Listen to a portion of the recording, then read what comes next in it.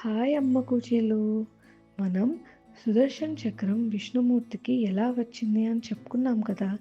ఇవాళ మన కథలో ఆ సుదర్శన్ చక్రం ఒకసారి కనిపించకుండా పోతుంది. దాన్ని మళ్ళా ఎలా విష్ణుమూర్తి సాధించుకున్నాడు అని చెప్పి చూద్దాం. మనందరం సెలవులకి అమ్మమ్మ వాళ్ళ ఇళ్ళని, అత్త వాళ్ళ ఇళ్ళని ఇలా వెళ్తూ ఉంటాం కదా. అలాగే ఒకసారి వినాయకుడికి కైలాసంలో బోర్ కొట్టి పార్వతీదేవి దగ్గరికి వెళ్ళి అమ్మ మనం మామ వాళ్ళ ఇంటికి వెళ్దాము అన్నాడంట. ఇక్కడ మామ ఎవరో మీకు అర్థమైందా? అదే విష్ణుమూర్తి పార్వతీదేవి అన్నా చెల్లెళ్ళు కదా. సో వినాయకుడు వచ్చి మా విష్ణుమమ్మ వాళ్ళ ఇంటికి వెళ్దాము అన్నాడంట. సరే పార్వతీదేవి తీసుకెళ్దాము అని చెప్పి ఇంకా వైకుంఠానికి బయలుదేరి వెళ్ళారు. అలా వెళ్ళిన వాళ్ళు ఫుల్గా విష్ణుమూర్తితో ఫుల్గా ఆడేసుకున్నాడు బుజ్జి వినాయకుడు. ఆడుకున్న తర్వాత ఎక్కడో దూరంగా ఒక సర్కిల్గా కనిపిస్తుందంట. దగ్గరికి వెళ్ళి చూస్తే వినాయకుడికి అది జిలేబీగా అనిపించి, అరే మామ నా కోసం జిలేబీ తెప్పించాడు అని చెప్పి గుటుక్కుమని తినేశాడు.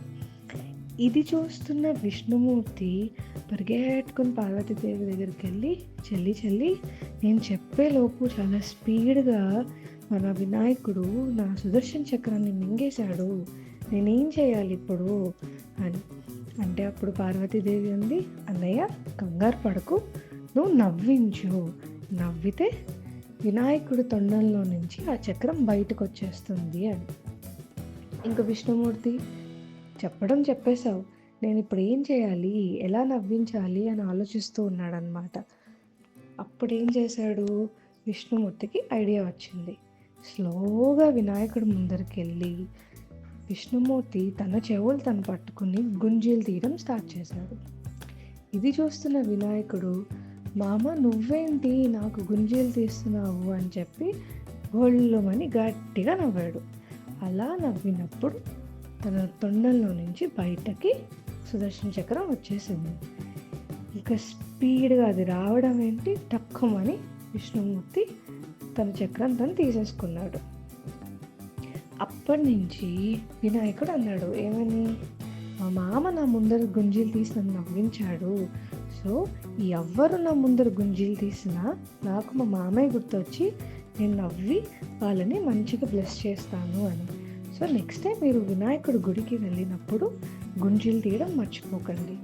అలాగే ఇంకొక క్వశ్చన్, మీరు మీకు ఇష్టమైన వస్తువుని మీ ఫ్రెండ్సో లేదా మీ పక్కింటి వాళ్ళో లేదా చిన్నపిల్లలో లాక్కున్నారనుకోండి, ఏం చేస్తారు? మీరు ఇలాగే ఫోర్స్గా లాక్కుంటారా, లేదా విష్ణుమూర్తిలాగా ఆలోచించి తెలివిగా ఎవరు హర్ట్ అవ్వకుండా జాగ్రత్తగా తీసుకుంటారా?